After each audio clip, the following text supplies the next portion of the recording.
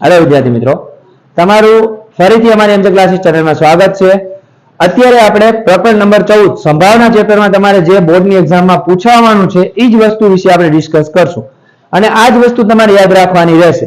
એટલે જે વ્યક્તિઓ મારી સાથે જોડાયેલા નથી ખાસ કરીને પહેલા તો જોડાઈ જશે અને જો મારી ચેનલને સબસ્ક્રાઇબ ન કરી હોય તો પહેલા સબસ્ક્રાઇબ કરો, લાઈક કરો અને તમારા જેવા જેટલા વિદ્યાર્થી મિત્રો છે જે ધોરણ 10 માં ભણે છે, જે રિપીટરમાં છે અથવા રેગ્યુલરમાં છે એ બધાને આ વિડિયો શેર કરી દેજો અને ન સમજાય તો તમે મને કોમેન્ટ્સમાં જણાવી શકો છો। ચલો સ્ટાર્ટ કરીએ આપણે સંભાવના ચેપ્ટર। જો સંભાવના ચેપ્ટર ગણતા પહેલા એની અમુક ડિટેલ તમને ખબર હોવી જોઈએ।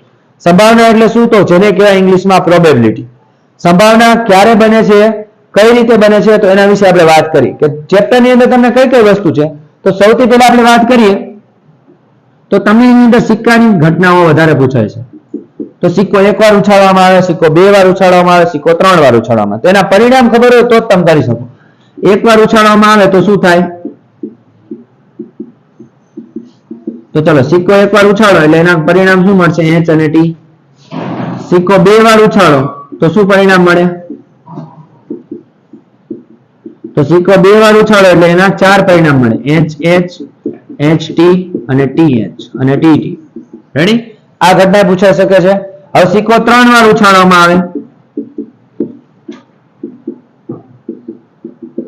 જો એક વાર ઉછાળો તો બે પરિણામ, બે વાર ઉછાળો તો ચાર, ત્રણ વાર ઉછાળો તો કેટલા આવે? આઠ પરિણામ, H H H, H T sorry H H T, H T H અને ટી ડબલ એચ, અથવા ટી ટી ટી ત્રણ વખત, T T H, T H T અને એચ ડબલ ટી।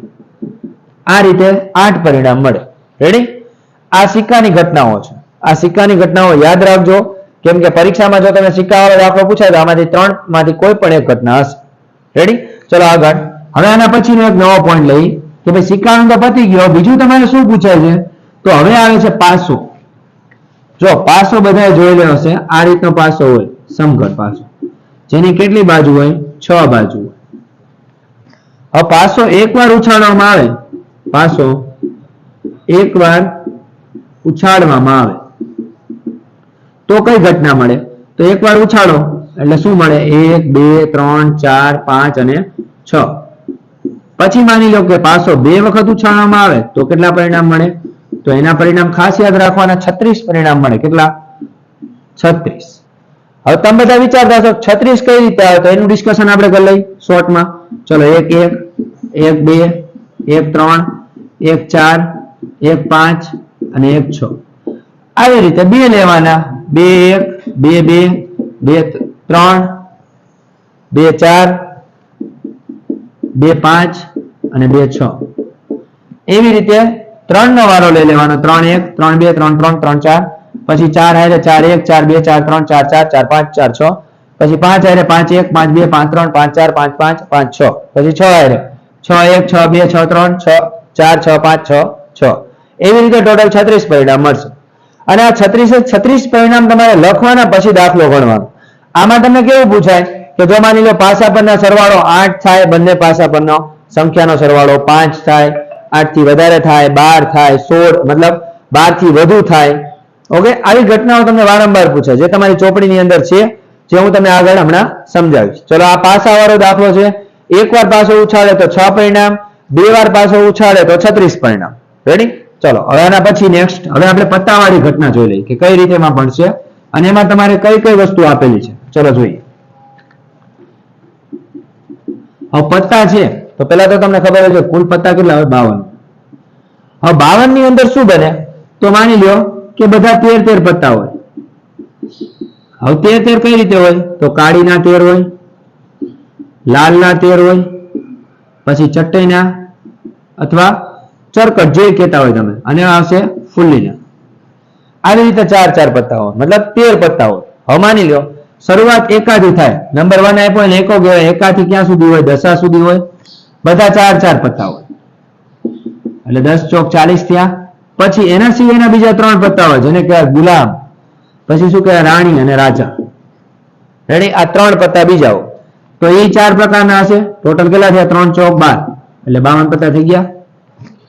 હવે આમાં તમને જો અલગ અલગ પ્રકારનો આકાર પૂછે, કાળી નાખે તો 13 લેવાના, કુલ પત્તા 52 લેવાના, લાલ નાખે તો કુલ પત્તા મતલબ 13 પત્તા લેવાના, કુલ પત્તા 52 લેવાના, ફલી નાખે તો 13 પત્તા લેવાના, છેદમાં 52 લેવાના, ચટાઈ નાખે તો ઉપર 13 લેવાના ફલીના અને નીચે સોરી ચટાઈ નાખે તો 13 લેવાના, બધામાં 13 આવશે. હવે આમાં એક પ્રશ્ન એવો પૂછે કે લાલ રંગના, તો લાલ રંગના કેટલા પત્તા આવે ખબર છે? એક આ લાલનું અને એક આ ચટાઈનું, આ બે લાલ રંગના હોય. ટોટલ 13 પ્લસ 13 ટોટલ કેટલા પત્તા થયા? 26. અને કાળા રંગના કીએ તો કાળા રંગના કેટલા પત્તા આવે? તો 13 પ્લસ 13 મતલબ શું આવે? 26. રેડી? રંગ કે તો 26 ના છેદમાં 52 લેવાના. આકાર અથવા શેપ કે તમને કોઈ પણ પ્રકારનો તો તમારે આ 13 માંથી લેશો. ઓકે વિદ્યાર્થી મિત્રો, હવે આની અંદર એકાચાર હોય, ભગાચાર હોય, તગા, ચોગા એવી રીતે મેં તમને કીધું એકાથી દસા સુધીના પત્તા બધા 4 હોય. ઓકે, ચલો હવે આપણે આના પછી જોઈએ આગળ. હવે તમારે ચોપડીમાં કયો પ્રશ્ન પૂછાય એના વિશે આપણે ડિસ્કશન કરશું. ચલો જોઈ લઈએ. હું તમને જે જે વસ્તુ ટીક કરાવું એ વસ્તુ તમે જોઈ લેજો અને ધ્યાન રાખજો. ન સમજાય તો તમે મને કહી શકો છો. તો પહેલું તો કામ તમારું એ છે કે તમારું સૂત્ર, સંભાવના માટેનું સૂત્ર જે તમારે લખવાનું રહેશે દાખલાની અંદર. જે સૂત્ર છે તમને PE બરાબર શું આવશે? ઘટના E ઉદ્ભવે તેવા પ્રયત્નોની સંખ્યા છેદમાં શું આવશે? તો કુલ પ્રયત્નો એટલે કે પ્રયત્નોની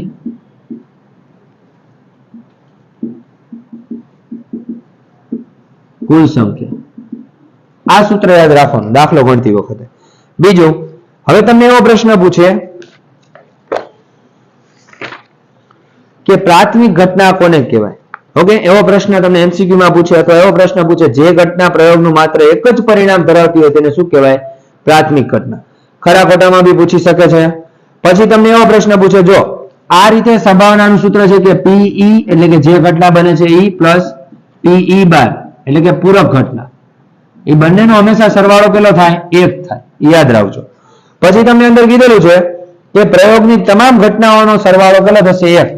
પછી અશક્ય ઘટનાનો સરવાળો કેટલો થાય? 0. મતલબ અશક્ય ઘટનાની સંભાવના 0 હોય, શક્ય ઘટનાની સંભાવના 1 હોય. રેડી?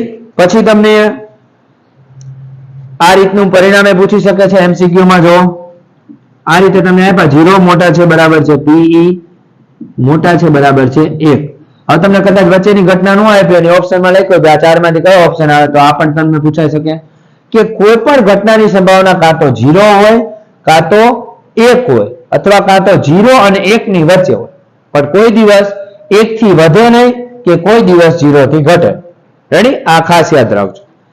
ચલો એના પછી બાકી તમારે જે મુખ મુદ્રા વાળા પત્તા એવું પૂછી શકે. વિચાર કરો મુખ મુદ્રા વાળા શું કહેવાય તમને કહી દઉં.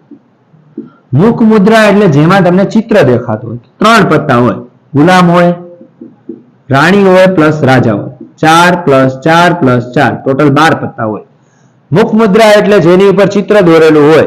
તો આખા 52 પત્તામાં 3 જ પત્તા એવા છે જેની ઉપર ચિત્ર દોરેલું હોય, બાકી બધા મુખ મુદ્રા વાળા ન ગણાય. રેડી? એક ઈ પ્રશ્ન પૂછાય છે, એનો દાખલો આવે છે. રેડી? બાકી બધા દાખલા મેં તમને મોસ્ટ ટાઈમ કરી નાખ્યા છે અને બાકી બધા સંભાવનાના જે મને સારા લાગતા હશે દાખલા હું તમને ગણાવીશ અને એ જ તમારે દાખલા ગણવાના રહેશે. ઓકે વિદ્યાર્થી મિત્રો,